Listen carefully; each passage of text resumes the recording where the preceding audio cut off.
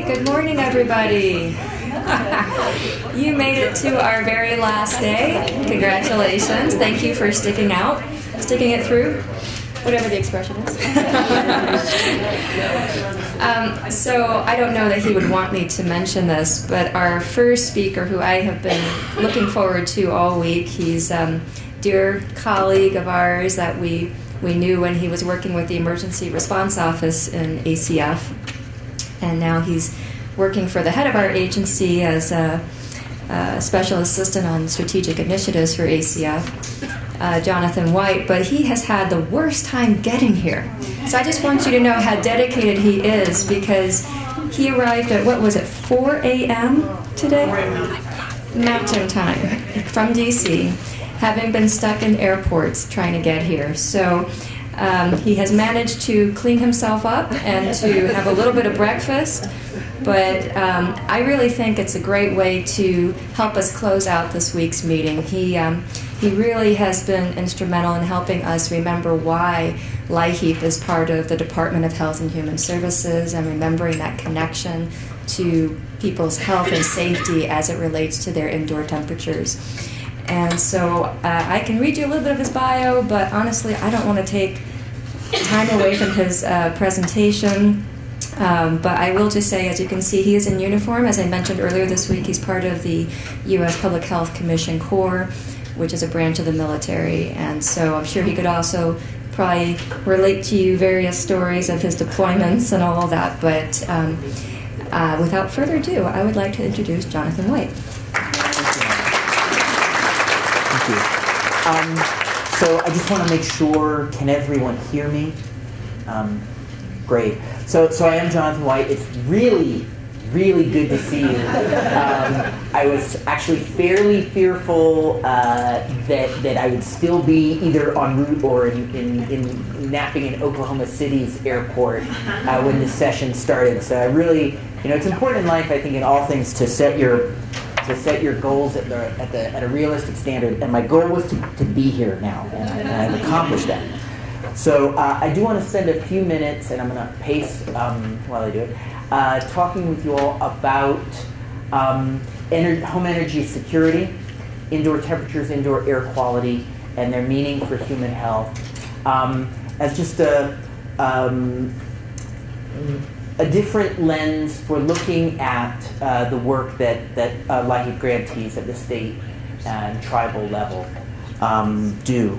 So I'm going to talk for a few minutes about the ways that the ability to go to that thermostat and feel secure, that you can turn it on to make the house or apartment cooler when it's hot or warmer when it's cold. The ability to feel that you can do that has profound implications for the health of children and adults living in the home, and I want to sort of talk that out, the science of how that moment of being confident enough to turn on the heat or turn on the air conditioning or not, the ways in ways both obvious and often subtle, that affects the health of people in the house. And then we'll have a chance for us to talk about any sort of questions that you might have.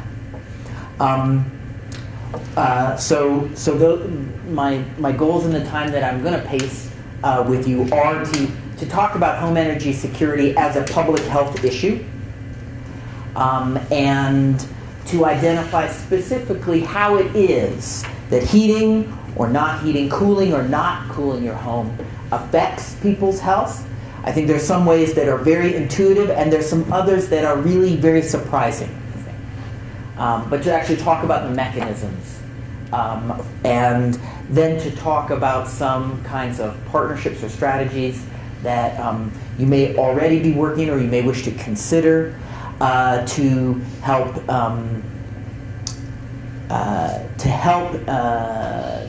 in the role of energy assistance as a public health intervention. But let me start with that. I want to start by talking about social determinants of health. A lot of the work that I do currently for the Administration for Children and Families really is about looking at human services systems like energy assistance, but many others too, like Head Start, like childcare, like TANF, as systems that actually profoundly affect the health of communities. So I spend a lot of time talking to public health professionals about human services systems, which they're often shockingly not literate in, and also often talking to human services professionals about the way that their work really actually saves lives and improves health outcomes in the communities where they work. But I do want to talk, at least in the work that I do, sort of the elephant in the room, which is the centrality of the social determinants of health in American health. So I will say this. What we see on TV as important about our health is, like most of the things on TV, not really telling the story accurately. So based on what we hear about in the media all the time about health, the big issues that we hear about what affects health in reporting is health care, and often what we hear about when we go to our individual doctors is about health behaviors. Let me start and just talk about what are the factors that affect the health of Americans. So the one that we know is talked about the most in the media is the health care system. And that's really about issues like, can you access care? Can you afford? Do you have the means to access care? Is care available where you live? And what's the quality of care? So your ability to access care and the quality of care. That is really important, but it's only 20% of the factors affecting the health of Americans. I should actually have started here. The physical environment, and that includes the built environment, there's things like how safe are the roads where you live? Are there sidewalks where you live? How safe are the structures that people live in? The physical environment does affect about 10% of Americans' health. It gets almost no attention in the news. It's important. Healthcare is important. Health behaviors are what I always hear about when I see my own physician. So these are the things that we could do ourselves. These are, and this is more important than healthcare. It's not reflected in the news. It's true. How do we eat? When do we smoke? Do we drink to excess? Do we exercise every day? Is the only exercise we get the shakes after eating 6 ho-hos? That is very important for your health, right? What are the effects of sleep deprivation on consciousness? I don't know.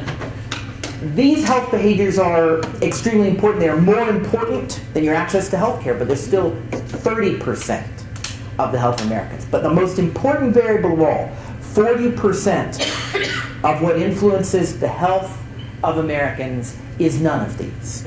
It's the social and economic determinants of health. It is issues like education, social access, experiences of discrimination or mistreatment, and the most important social and economic determinant of health of all, which is economic vulnerability.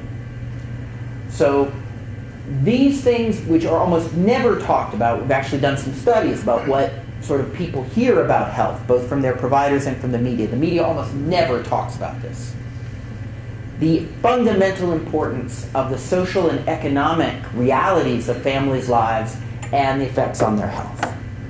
So this is this pyramid that you see is CDC's. This is their health intervention model, and what they're talking about is as you climb up the pyramid, people individually have to do more to affect their health, and it has more of an individual level impact. It's also easier to accomplish one gain. As you move down to the base of the pyramid, you have a bigger population level impact on health. It is more about what communities and organizations, states, tribes, territories, local communities do. And it has a much bigger effect on health, but it is much more at sort of macro level of action. And that is where socioeconomic factors come in. And what we know from the CDC public health intervention model is it is that level where we actually have the greatest capacity to affect positively or negatively the health of whole populations, a whole community, a whole tribe, the people of a whole state, the whole country. So, in one of the ways that we don't always, I think, working energy assistants think about it, LIHEAP is in this way, actually, one of the most important population-level public health intervention systems that we have in the United States. I'm going to clarify that in a minute. That's really good. But it's often how, if you talk to people who work in energy assistance at the state level, the community level, the tribal level, it's not always how when I talk to people, it's like not how they explain what they do. But in fact, providing energy assistance, changing the social and economic determinants that affect that family member's decision, do I feel like I can turn on the heat? In fact, will anything happen if I do? Or am I standing here in the darkness? But also, do I feel like I can turn on the heat? Can I afford to run the heat? Can I afford to turn on the air conditioning? Or do I just need to tell the kids, put on a sweater? Or it'll cool down when it gets darker. The intervention in that moment, the system level intervention, is actually, I think, one of the best kept secrets in public health. I talked to many public health professionals at all levels, at the state level, at the federal level, who are not familiar with LIHEAP, don't think about energy assistance. You talk to them about indoor temperature, indoor air quality, they have really strong opinions. That's a huge public health issue. But when you ask them, well, what systems do we have to intervene in it, they don't know anything about it. So LIHEAP is one of the best kept secrets in major public health systems that we have in the US. So let me explain for just a few minutes the obvious and the not so obvious ways that decision that I'm talking about, can I turn on the heat, can I turn on the AC, basically can I run the HVAC, the ways that decision affects the health of everybody living in the home. Right? So I want to talk both about sort of the mechanisms whereby indoor heating or not heating, cooling or not cooling the home, the mechanisms whereby that affects health, and also the specific health threats, the health risks that are affected by home energy insecurity. So let me talk first about the key mechanisms. So the key mechanisms that are relevant from an energy security standpoint for affecting health, well, the first is indoor temperature. High indoor temperature and low indoor temperature. And I'll be talking a lot about indoor temperature. Indoor temperature is a very significant factor in mortality and morbidity in the United States, in death and sickness in the United States, and I'll talk more about that. I think that one is a fairly obvious mechanism. Here's the one that's often we don't, I think, as often jump to, but it's actually even more important, is indoor air quality. The HVAC, and I'll talk more about this in a minute, is the most important tool that we have to positively affect indoor air quality. And indoor air quality is the #1 air pollution problem in the United States. EPA recognizes that our indoor air quality is categorically worse than our outdoor air quality. We have done a lot in just one generation to improve outdoor air quality since the passage of the Clean Air Act. But our indoor air quality is worse now than it has ever been. And I'll talk more about indoor air quality. For the majority of people, for the great majority of people, the only effective intervention that exists to improve indoor air quality is running an HVAC system. I'll talk about that because of the filtering. Weatherization, I'll talk some about weatherization. Weatherization is actually a key mechanism. We sometimes can have unintended effects if we weatherize a home, and then that, in order to help make home energy more accessible to that home through a DOE or a LIHEAP weatherization program. But if that household later on has additional energy insecurity, a weatherized home that we've tightened is more dangerous to live in if you don't run the heating and cooling than a home we didn't weatherize. I'll talk more about that when I talk about indoor air quality. I'm going to talk about vectors, vector-borne illness. So diseases carried by other animals is a growing public health concern in the United States. I think there's a lot of attention in the news right now to Zika, and I'll talk in just a few minutes about mosquito-borne vectors. But there are a lot of ways that animals affect human health, and indoor air quality and indoor temperature really affect our risk from this. So people who, for example, are cooling their homes with open windows are at significantly greater risk of mosquito-borne disease than those who don't. The species of mosquito that carry Zika, also dengue, and also chikungunya, depending on where you live in the country. And I will let you know, when I say this in Denver, this is different than some of the other cities I've given this talk. I don't want to alarm people about chikungunya in Colorado, in the states and tribes that make up regions 5, 7, and 8. But for your colleagues who do this work in Puerto Rico and in the Pacific territories, and increasingly potentially in states like Florida and Texas, that is a matter of concern. Zika is potentially a concern for much of the United States. So I'll talk more about this in a minute, but vector-borne disease is another. And another is food safety. Because homes that have a high indoor temperature are at much greater risk of food spoiling and foodborne disease and the growth of bacteria that live in food to a level that it poses a threat to human health. And the last mechanism that, that energy insecurity has for affecting human health is less safe heating mechanisms. Right? Things that are less safe than central heat to keep warm, including anything that involves combustion. That can have very significant risk for burns or for poisoning. But let me talk then about what are the specific health threats affected by energy insecurity, by home heating or home cooling. So, and I'll give you some facts on this in a minute. So, heart disease, cardiovascular disease, heart attack have a very strong correlation, first of all, to indoor temperature. So there's a fairly small range of indoor temperatures that are optimal for human health. And there's some evidence actually, people ask me, well, what temperature should your house be to keep people healthy? And it's a harder question to answer than that. It does vary, some based on sort of where you're used to and where you live. But what we do know is there's about a 10-degree range that's optimal for your heart. And so, for example, if, for example, we imagine that 10-degree range as being around 70, we'll peg it at 70, and it may be higher or lower for given individuals based on their health status in different parts of the country, but it's going to be about 70. So when the indoor temperature drops below 60 or gets above 80, the both chronic heart disease risk and the acute risk of heart attack increase very markedly. I'll show you some remarkable statistics about the role of high and low temperatures in the home, not outside, in the home, indoor temperature, not outdoor temperatures, in rates of some of these diseases. So heart attack and cardiovascular disease generally. Asthma. It's hard for me to overemphasize, it would be hard for me to emphasize just how important asthma is as an issue to talk about. Asthma is the, after accidents, the leading cause of death of children in America. So it, it is the #1 disease-based cause of hospital admissions for children in the United States. And that burden of disease is not evenly distributed. There are tremendous disparities in asthma risk based on household income and race. So, all other things being equal, an African American child is 3 times as likely to go to the hospital in an asthma attack as a white child.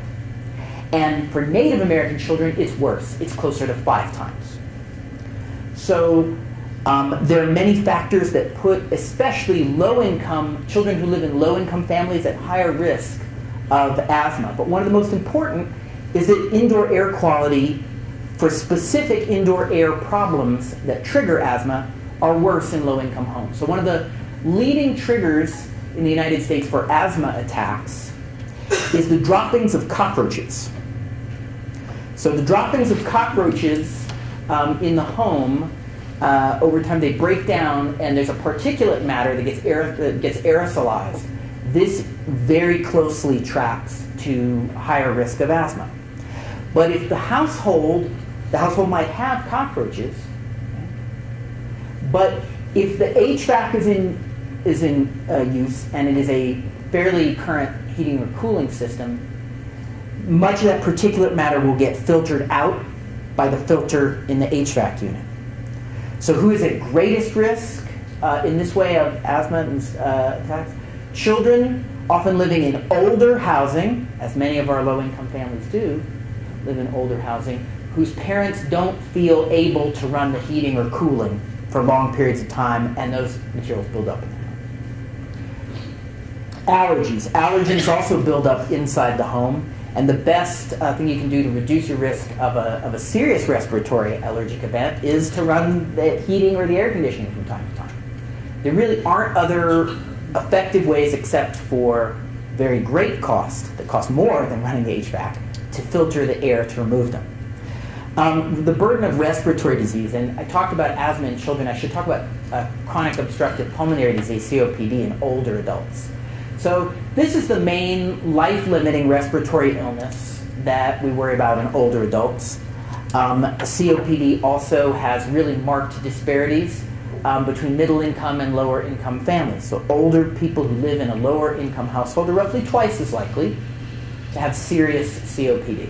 There's a lot of factors that lead to that, including often sort of the kind of work that people have done in their lifetimes before getting as old to retirement age. But one of the main factors for triggering acute COPD in the home is bad indoor air quality. And now we're getting into some of the things that I think are sort of really unexpected. So one of the factors that, especially for COPD, makes the indoor air quality in a lot of low-income homes so much worse than middle-income homes' indoor air quality. Low-income households are more likely to have both furniture and building materials in the house that have PVC in them, polyvinyl chloride. Old PVC off-gases, actually quite, really very toxic gases that enter the indoor atmosphere. Homes that are running heating and cooling, or that otherwise can really cycle outside a lot of that air that doesn't build up as high. But we do see that when we study it, that these gases are very often very high levels in many both rural and urban low-income homes. And these are among the factors that make COPD much more dangerous for older adults living in the home. Although there's no way that anyone in the home would be aware that their furniture is emitting toxic gases. Similarly, COPD is definitely heat triggered. So the range, once you start getting to higher indoor air temperatures, the odds of COPD actually progressing to a point where hospitalization is necessary, people are really struggling for breath, is much greater. So heat injury is, I think, in some ways sort of one of the ones that's not as subtle as cockroach poop and PVC furniture. So heat injury, of course, is one of the is a very significant, often life-threatening event. I worked, as Lauren mentioned, I worked for a number of years as a deputy director of the ACS office that does disasters. I worked on disaster human services, and I'd often meet with other disaster professionals. I like to quiz them. I was like, so, what natural event on an average year kills more Americans than any others? And most of them go, oh, totally got to be a hurricane. Nope. Tornado? Nope. Flooding? Nope. The answer is heat waves in all but a few outlying years. Now here's the interesting thing. When we look at where people die of heat injuries, they die at home. There's both an indoor and outdoor heat risk profile. They're very different. High outdoor temperature and high indoor temperature. Being a low-income person puts you at greater risk of injury or death for both indoor and outdoor, but they look very different. The outdoor temperatures about those at greatest risk are people who work in agriculture or landscaping or construction, who work outside in the summertime in the heat, the hottest part of the day. Or people who are experiencing homelessness. Those are at greatest risk of outdoor temperature. But the numbers of people who are hospitalized or who unfortunately die from heat injury from indoor heat, it dwarfs the number each year from outdoor high temperature. These are, and the most serious injuries and fatalities are overwhelmingly very small children and especially older adults in their own homes. Any temperature above 90 degrees indoors poses very serious heat injury threats, especially to older adults and people with certain kinds of chronic health conditions. So heat injury is obviously a specific health threat. And so is cold injury. And the percentage of cold injury, serious injuries and deaths in the United States that are happening indoors relative to those happening outdoors is growing. More people are starting to freeze to death in their homes as opposed to outside in that proportion. Now, there's still more people dying of cold outside than inside. But the numbers are trending in an alarming way that suggests that more and more people are sustaining serious cold injuries in their homes because they can't turn on them. I mentioned mosquito-borne illness, the ability to close your house in the hottest part of the month. So the two main species, there are three main, I should say, actually three species of mosquitoes we really worry about carrying disease in the United States. Aedes aegypti and Aedes albopictus, which can carry Zika, dengue, chikungunya, and Culex, which can carry West Nile.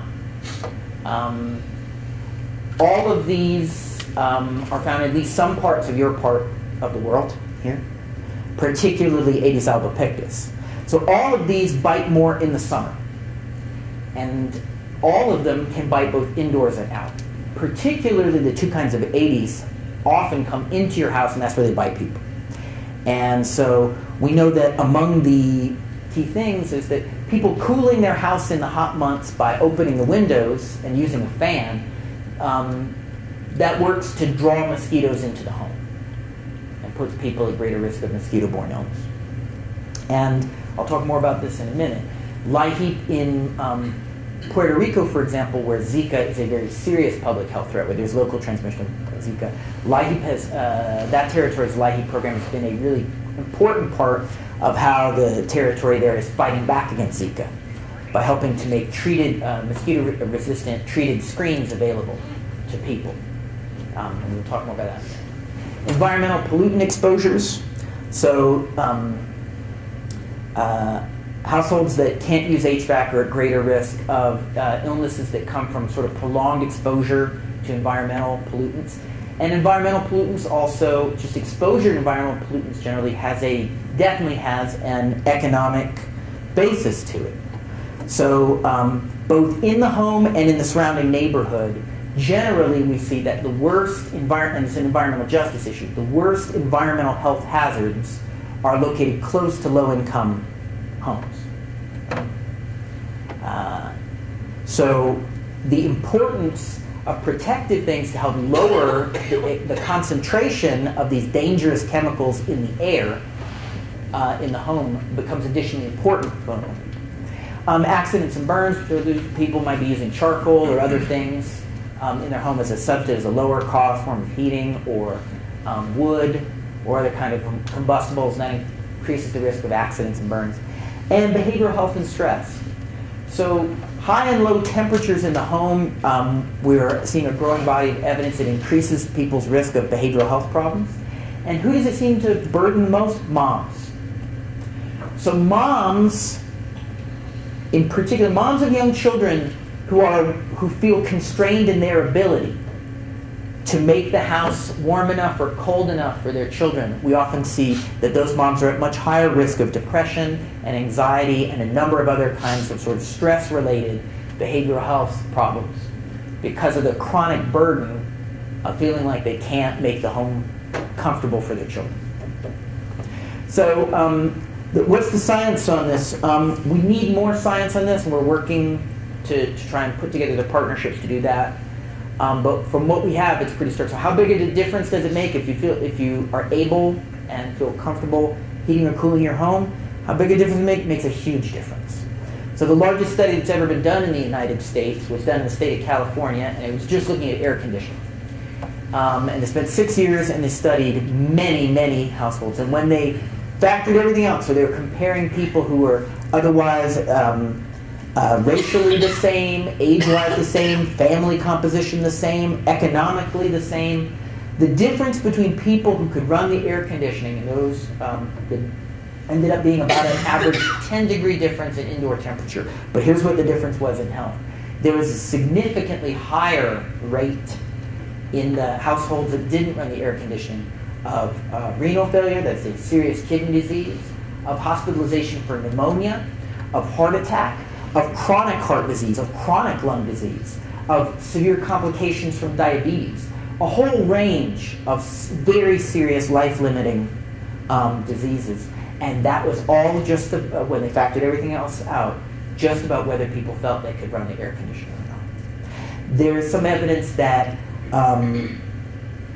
they've actually done more research in Europe than we've done in the United States, that the ability to not heat your home has a comparable level of risk, and it doesn't take this enormous, doesn't take a big 50-degree difference. Just a little 10-degree difference can have really significant implications for the longevity of people in the home. So I talked about indoor air quality, and I do want to talk about it more because it's often sort of not the first thing that everybody talks about when we go out and talk to people about energy assistance. It's easier to say, well, people should be able to heat their homes, especially if you live in a cold state or in a tribe that's in a cold area. People go, yeah, no, in our nation, we're right, it gets to be about -10. People should heat their home. That's easier to say. But when you say to people have to be able to filter the air in their home. But this is one of the most important health effects of giving people access to HVAC, is filtration. And it also speaks to the enormous importance of the work that people are doing with their weatherization programs of helping ensure that people over time have more modern heating and cooling systems that have those filters. And among the things that some programs are working on is helping ensure also that people in the program, either through sort of Assurance 16 type messaging in the context of that people also have filters. And I will say this, part of a partnership plan should also be to help encourage people to change those filters and to help make that available. So EPA has, and many of you probably work with these in your own programs, EPA has some excellent guidelines on safe weatherization. I do think among the things to think about are what are the implications if either DOE or LIHEAP programs have the effect of weatherizing a home, and then people don't, after that, don't have the means or the benefit support to heat it or cool it. We've actually worsened their risk. We haven't made it better. And so this is why I think healthy weatherization, health partnerships can be really critical. Among the things to think about recognizing everybody has got difficult choices to make about prioritization of money. It's that among the things, I'll talk more about this in just a minute, is that in deciding what level of support you want to provide a given household, looking at issues like health risk may be one of the things that could help you differentiate what's the right level of weatherization investment for one household versus another. That maybe households that, for example, have small children or have elders in them, or particularly have elders with COPD or children with asthma, you might wish to take a couple additional steps with those families that you might not for families that weren't as at great risk. It's impossible for me to talk about any of this, though, without putting it in the context of the health risks of climate change. And I do think it's very, very important to talk always about, when we talk about energy assisted health, talk about it in the context of climate change. And climate change is, of course, a scientific fact. And we have, in the U.S. Department of Health and Human Services, in partnership with other federal agencies and the research community, been working for some years now to come out with a really, this is just come out in the last year and a half, really comprehensive analysis of climate change-related health risks. A lot of this, I think, does have implications for LIHEAP. Here's, I think, some of the take-home messages from what we've learned about the trajectory of climate change-related health risks. The populations who are most burdened by climate change in terms of their health are the populations who are already disadvantaged at baseline. And so those who will be at greatest risk will be low-income people, especially households with children and older adults, people with certain chronic health conditions that put them more at risk from weather-related issues, and people living in certain geographic areas, particularly those that are at risk for drought or very high heat days. But part of what climate change means in the context of energy assistance is more communities are having more very hot days every year now. And within many of those communities, there are fewer resources to meet a growing percentage of the population that has needs. So we have worse needs, we have more people with needs, we have less resources to meet the needs. This is just sort of the baseline background challenge. It's very important, I think, to acknowledge those challenges, but to recognize that when we look at energy assistance and health, we're always looking at the context of climate change, and that more communities now have more very hot days than they did just 10 to 20 years ago. And this, I think, speaks also to the value of, certainly for us at the federal level, of working in more close partnership with our federal partners who work in issues of environmental justice, environmental health, and public health. Since we're going to have to meet more needs, we have to work smarter because we're not going to find additional money in the couch cushions.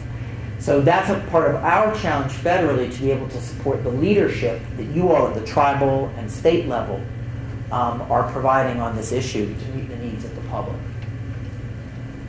So I want to talk about two potential policy implications of the science that I've talked about. Because, of course, everything I've shared thus far is sort of based on very sort of firm public health science. These next two things I want to talk about are really sort of questions to think about, and for you to think about, see if these are things that you wanted to think about or talk about more with your colleagues, if they are part of your strategy for your tribal nation or your state. So there's the two policy questions that I think this raises. The first is looking at health risk as part of client eligibility determination and prioritization. About that second. And the second is, and this is one also for us to think about more federally, but for all of us to think about together, is to look at the implications of this science for the possibility that public investment in LIHEAP may actually save the public tax dollars. Let me talk about each of those. So the first is, of course, as you all know in statute, one of the things that's part of the range of choices that you get to make as a tribe or as a state for your LIHEAP program. It's in statute that there are certain high-risk or vulnerable populations, and that should be factored into your plan, such as children, older adults. So one of the things that I want to start is, when you look down that list of children, older adults, people with otherwise sort of just unable to obtain energy at all, people with chronic health conditions, people with disabilities, the population singled out in LIHEAP as vulnerable map exactly to the populations at greatest health risk. So what you're doing already is on a very firm science base. If the goal of, at least one of the goals of what we're trying to do is help people live longer and better, you're targeting the right parts of the population to move that needle, that bottom of that CDC pyramid that I talked about. Some things that you, if you wish, if it's part of your strategy for your tribal nation or for your state, for your LIHEAP program, for your energy assistance program, you might think about, are there factors about what is important for the public health for our tribe, for our state, for the communities we serve? Are there public health issues we're concerned about that might influence some of our eligibility decisions? So just for example, it may be that your communities have decided that asthma in children is a priority that you want to tackle. Not for me to prescribe what's important to you, but if that's something that your community said, we want to do something about the number of our kids who are going to the hospital. Well, that might be something that then you could work with your public health partners to think about, are there ways that we can factor that into eligibility determinations in the sort of prioritization for different levels of service and different access to benefits. It might be that your community said, we want to do something about helping our elders live safely and independently. Well, that maybe is, again, something that you can factor in. This science may give you some tools to help make some of those tough decisions about the order and prioritization, if that's part of your strategy, if that's part of your goals for how you've built your program.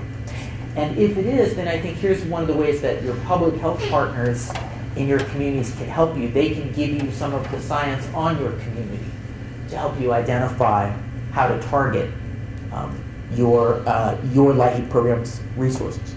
But something I hope all of us will think about and talk about more, something I'm very committed that we will do our best in ACF to agitate for awareness on, and we're working on some partnerships now to help bring this about, is one of the other implications of what we're talking about is, think back to what I said about the California study. your odds of going to the emergency room go up greatly for a whole number of health conditions if you can't heat or cool your home. Well, our HHS partners over at the Center for Medicare and Medicaid Services have identified ER visits as the element of cost to the American public that we most need to shrink if we want to reduce the burden on taxpayers of healthcare costs. The ER is the most expensive place to do anything in the healthcare system. So among the things for us to start considering is additional investment, is each dollar that we put in life, is it possible that that might actually save us money by reducing healthcare costs? Because the science would appear to suggest that. And if that's so, among the things that I think we all need to do is have more conversations, build more partnerships, and support more research to help demonstrate and quantify how investment in energy assistance might actually save public funds. Right? You could pay for a lot of months of energy assistance to a household for the cost of one child on Medicaid going to the ER with asthma and getting admitted for 2 days. A lot. So right now, among the partnerships we're on, CMS has launched a new Accountable Health Communities research initiative that, among other things, is going to look at the effects of referrals for energy assistance on costs for Medicaid and Medicare beneficiaries. We are embarking on this path.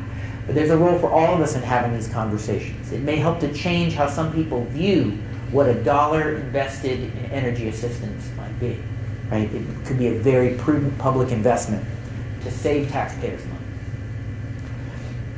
So as part of this, I want to say that I think that among the partnerships that some people report can be really helpful in approaching this, if this is part of what something you'd like to explore more, these areas I think you might want to explore more. So to have this combined effect, this collective impact on the lives of the clients that we serve, to help people live longer and healthier. Some of the kinds of partnerships that energy assistance partners might want to explore to have these conversations are, first of all, the public health organizations, the state and tribal agencies, but also maybe the School of Public Health at the state university. The clinical healthcare systems, like the hospitals. This is part of what CMS's new project is designed to do, is try and have people who keep getting admitted to hospitals with healthcare conditions that are related to energy assistance. We should look at ways to connect those people in a different way to energy assistance programs. Bridge organizations. So the CMS project is about creating these bridge organizations, which are these community organizations that connect what clinical health services, like hospitals, IHS clinics, HRSA community clinics, doctors' offices, what they're doing to what a range of community human services providers, including community action agencies, energy assistance providers, domestic violence prevention service programs, to connect them. I will say, if these are getting started in communities where you work, I would encourage you to check in them, because what probably won't help us is if this just becomes a way that hospitals tell human services agencies, oh, solve these problems. There's got to be a shared governance thing, because they don't, I work with them all the time, they actually have no idea what we do. So they can't be left to run these by themselves. So these may be useful things to invest a little bit of staff time to go to some meetings on. Particularly for those of you who work with community action agencies or other kind of local agencies. Those are indispensable players as these bridge organizations emerge. And health sustainability initiatives. I think there's a growing awareness in the environmental justice movement, environmental health agencies, those kinds of nonprofits especially, that indoor air quality, indoor temperature are fundamentally environmental justice issues. They're issues that disproportionately affect those who are burdened unfairly and unjustly by a number of kinds of unequal environmental conditions. So some of these kinds of nonprofits and maybe academic partners work, these might be folks with whom you may find it's useful to work too, and they may bring some kinds of philanthropic funding and other things to help close gaps at the community level for energy assistance. Just some things that some people in some areas are working on now. I do want to own, I talk all the time, that it's actually hard to work with across agencies, and I want to own that those challenges are difficult. Among the things that make it challenging is shared language. You might be talking about helping people, and they're talking about helping people, but use different terms of art. When I still worked in disaster human services, I was once in this huge federal fight between agencies, and we couldn't agree at all. We totally agreed. We didn't know we were agreeing because we were using the same words and meaning different things. So it was a fight between, it was about who was going to engage providers. Whose federal job was it to engage with providers to address the needs of child care and disaster? So ACF, the agency I work with, when they were providers, they figured it was ACF's job, because providers to ACF meant people who operate Head Start centers, early Head Start centers, and child care. But our partners at the Office of the Assistant Secretary for Preparedness and Response, when they heard providers, they think that means doctors. They thought it was their job to talk to doctors, not ours. And FEMA got mad because it was their job to talk to providers. Because when FEMA heard providers, they think that's people who operate emergency shelters that people go to when there's trouble. Right? So the common language problem is not small. I think there are a lot of, at the federal level, at the state level, tribal level, there are a lot of local level, a lot of partnerships that don't come together just because people aren't speaking the same common language. But they are working on the same problems. So I want to know that shared language is a challenge. And I think someone said to me, actually, in one of the other regions that I did this, said, you know, we found it's really helpful to come up with an elevator speech about LIHEAP for a number of other kinds of state agencies. And we've kind of got our script. Here's how we talk to the health people. Here's how we talk to the housing people. Here's how we talk to the economic development people, so that they actually understand what we're talking about and see that we are very much working on what they're working on. And I thought that's really helpful advice. I'm going to repeat that. Organizational concerns. It's depending on sort of what we work. It's often easier to build partnerships with other agencies that are close to you, and the greater the organizational distance, the harder. So I know that in some places the LIHEAP program is part of the health agency for the state.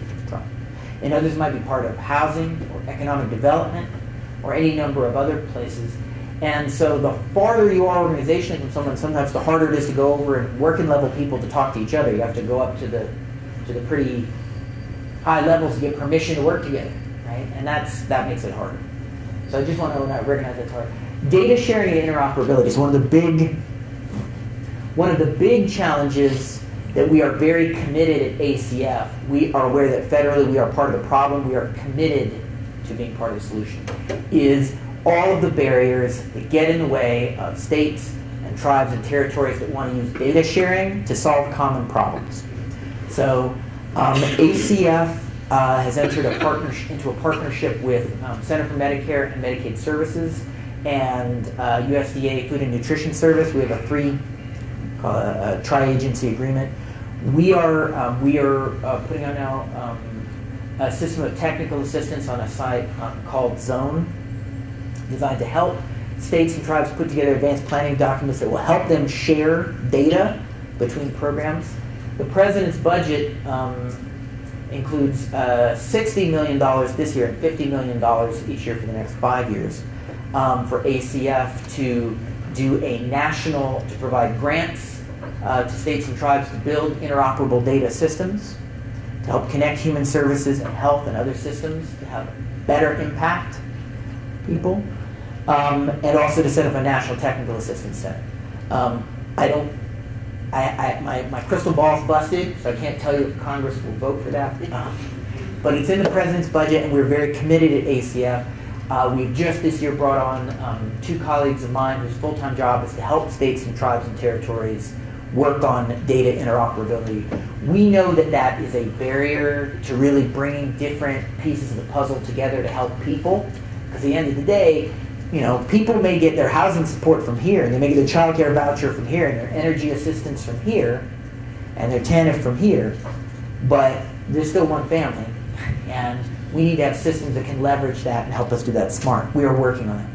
And the last is just this challenge of health and human services integration. I will say this. I think it's really worthwhile for human services partners to be patient and put up with our health partners. And I say that as a public health professional. The human services community better understands the health systems than the clinical and public health systems understand human services systems. But at least in my experience, it's worth the time and patience necessary to explain what we do to them until they get it, because they do have access to deeper pockets often than we have, and to different kind of community relationships. And fundamentally their mission and ours of human health and well-being is the same. So, but it doesn't work if the model of partnership is that communities are run out of some hospital's discharge planning office. There needs to be sort of shared understanding and shared governance. So I recognize that's a challenge. I have a thing about controlling myself. That is what I wanted to talk to you all about. And I'm now really interested in any questions that you might have for me or for us, or thoughts you have, or anything I can help with. So any questions for me? Yes, ma'am. I wondered if there happens to be a document that you all, I'm sorry.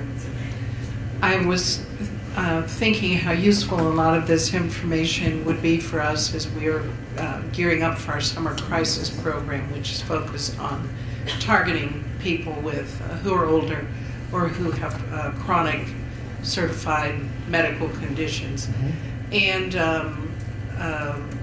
we don't talk a lot about the health piece because we're not health professionals. But we would like to illuminate that more, I think. So I'm wondering if you happen to have something that's, if you have something that synthesizes this, a higher level document that just in a very quick way can show these connections and especially give that scientific support and documentation. We can talk about it, but to be able to get it in our publicity materials and things, we've got to make sure we've got good sourcing and all of those things on what we might say about it, that we would be on really strong, firm ground. So that's really great. It may be, and my colleagues from the Division of Energy Systems, I will say, I don't at least yet have, but there are a couple places I would point you to that I think are good places to go for that. So one is on CDC's page, you will see they have a section. Just go to CDC, which we're on extreme heat, which is just basically a set of information and toolkits on high indoor and outdoor temperature and the implications for public health. I will say that I think one of the great benefits of going to CDC for anything is everything that's put out by CDC is going to be in a very strong science base. It's very trustworthy information. The Environmental Protection Agency has a whole section on its webpage on indoor air quality, including within that a section on healthy weatherization. So these, for sort of places to say, we don't, and Lauren, you can correct me if I'm wrong, I don't think we at this moment yet have a document of the kind you're talking about, although that sounds like a great idea. Maybe it's something that we can talk about. This training and TA effort here is sort of part of our agency's movement towards trying to emphasize this more. Are there other things that we have that you would like to recommend? I would just add two things. Some of you might have seen an email that we sent out last week, I think it was, announcing the administration's outreach event for extreme heat. And as part of that, Jonathan participated on a webinar that we hosted last Wednesday, which also included a speaker from the EPA talking about urban heat islands. Those PowerPoints from both Jonathan and from Victoria from EPA will be posted soon to our website. There was also another webinar that was hosted by the White House Domestic Policy Council. That was last Thursday. As part of that email, we included, I believe, either a link to the administration's website or an attachment that had some resources, some printed resources that you could use. Leon Litto from our division has been trying to work closely with Jonathan and others to help build some resources on this more general connection between health and extreme heat or cold. So we're hoping to expand some resources on our website this coming year. And I guess I'll just keep the mic for a little longer to say that in listening, this is my second time, well, I guess my third time hearing Jonathan talk about this issue in the last month or so, and each time I kind of pick up on something different. But when you were talking about how we could think about how we're prioritizing our weatherization, to think about households that have not only different vulnerable members like elders and young kids, but particularly relating to their health conditions. I'm not sure that that's something we really thought about in terms of connecting specific chronic health illnesses to their quality of heat and cooling and filtering. And I would say that that is also related to crisis. We talked a little earlier this week about how the statute talks about life-threatening crisis versus a regular crisis, and sort of the different responsibility you have in responding to those different types of crises. And I know in prior trainings people have kind of raised the concern of, well, A, we don't want to create kind of a perverse incentive for people to wait till they're in a crisis situation. And B, how do we, a lot of people who are in our target population are in extreme poverty, and so a lot of people might be in a crisis situation.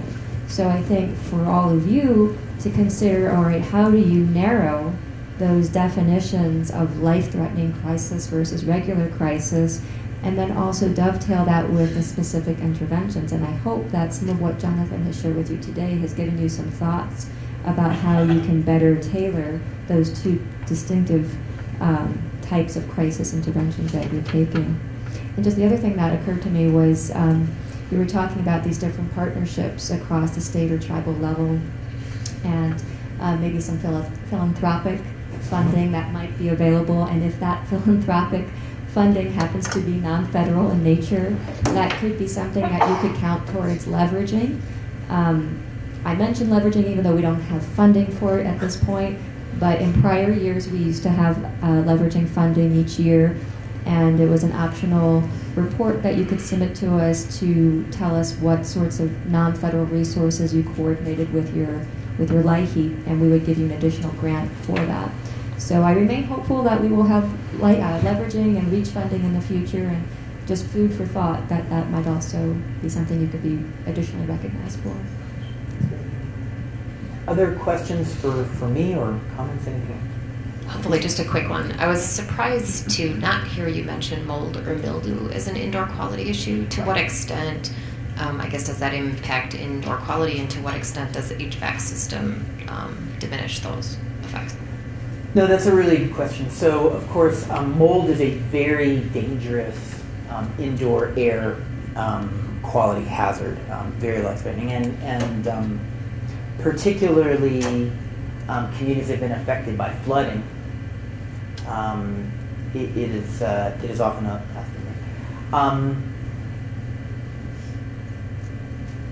the thing that is cautious about this is that filtration of air alone will not protect a household from that where mold has colonized in the walls. The only way to keep a family safe that has mold in the walls is to have a qualified person do mold remediation. The mold just got to come out. Those spores can't, a filter won't alone. So it is certainly a very significant hazard. The mold issue, though, that this is relevant for is not that mold. That when you look at leaf mold and other molds, the spores aren't deadly, but they're, for many people, triggers for allergic reactions. Now, for that, the indoor air quality issue is very important. I will say that it's good. I think among the things that the ways that LIHEAP can indirectly mitigate against some kinds of very serious mold hazards is that people using really old window air conditioners, those are, for after floods, old window air conditioners are the leading factor in mold colonization in a house, because that water just often tends to go into the wall under the window casing, and that's one of the places that mold can colonize your house. So I do think that indirectly, LIHEAP programs that help to move people over time from sort of the one really old window unit toward more contemporary, more modern sort of central air, or that help people replace really old window units with more efficient modern ones that have better water control, things like that. It can do that. But one of the reasons that I don't talk much about mold is I don't want to sort of send the false impression that you can actually protect people from, say, black mold by filtering the house. It has to come out. Only a qualified person can remove it. But thank you for bringing it up. You're right. Other questions for me? Yes, ma'am. If you have a landlord who refuses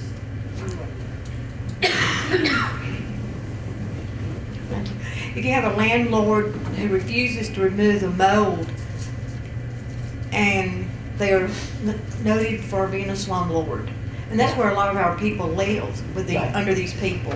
Right. And who could you go to get them removed it? Because I've tried the local building inspector, and he went in and he looked and he said, I don't see anything. And I mean, I could see it on the walls, and I was getting sick. Yeah, it may be that some of your colleagues actually have good recommendations. I mean, I think sort of the local, often sort of, this is a pretty intransigent problem, right? It's hard. It's hard at the government level sometimes to protect people from these kinds of irresponsible, predatory landlords. I will say that if you haven't engaged them, you may find it useful to talk to the public health authority for your locality or for your state. You may already have done so. Some other people I know, I mean, this is just this is a challenging problem. I know from some other people who've worked on this issue of changing at sort of a community level, changing sort of unsafe conditions, that sometimes a local, sort of regionally local university, especially one that has maybe a public health program, some of those kinds of partnerships have made a big difference in making neighborhoods healthier. And this is also one of the places sometimes we're having a partnership with the kind of nonprofit and advocacy groups that are about environmental justice can be really useful. They can sometimes pressure bad actors in a way that government can't. It may be that, maybe some of your colleagues have experiences that are relevant. I want to honor that is this is a tough challenge, especially if you don't get the support that you would like from the building code enforcement entity, since that's the main one that's got the stick. There's a film that I can actually recommend. This kind of touches on this, called The Importance of Place. It's a documentary, and I think it's readily found online. It's been on PBS sometimes, but it is about the community of Richmond, Washington, that decided that they were tired of having so many kids go to the hospital with asthma. And the community, the local government, the faith leaders, the community action groups, they came together and they put together a strategy of what it would take to have fewer kids go to the hospital for asthma. And the energy assistance partners were part of that. But in a fairly short period of time, they really kind of revolutionized the conditions under which a lot of the low-income children of the community were living, and made these profound changes in the indoor air quality. It was not everybody can sort of pull off every time those kinds of broad, sweeping, cross-cutting partnerships, but I think it's a great example about just things that communities have worked out for themselves once something became a priority for folks. So that's another one. Other questions for me? So I want to close by pointing this out, which is kind of the condensation of everything I said. And who knows, it may be that some of you are having a really crappy day at work, and this thought may boost your spirits a tiny bit. You save lives every day. That's not a hyperbole or kind of a rhetorical statement. That's a scientific fact. The programs that you manage for your state or your tribal nation or your local community, in fact, saves the lives of some people each year in the community where you're providing services. And it increases the quality of life for many more people than that. Because that's the flip side to some of the kind of scary data. Every sort of scary story about the bad things that happen when people feel unable to turn on the heat on a cold day, unable to turn on the air conditioning, means the flip side of that is for each household where you open that door, where you provided that means for people to feel secure, that's a profound impact on their lives. But because, this is the crazy thing about public health prevention. You don't see the good you do. Because you don't get a phone call, hey, guess what? I did not go to the hospital today. But there are a lot of kids who did not go to the hospital in communities that you serve at all this year because of what you do. And there are elders who are alive who did not perish last year from complications from COPD because of what you do. And so when I say that LIHEAP is, maybe one of the best kept secrets in public health in the United States, so that it is a well kept secret, but that does not undermine the scientific fact that the work you do has a profound impact on the health of the people whom you serve. And so that's the last thing I wanted to say to you, and thank you. Thank you, Jonathan.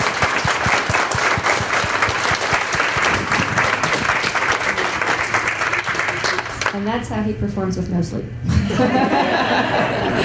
So let's take a 10-minute break. We'll reconvene in this room and talk about local agencies.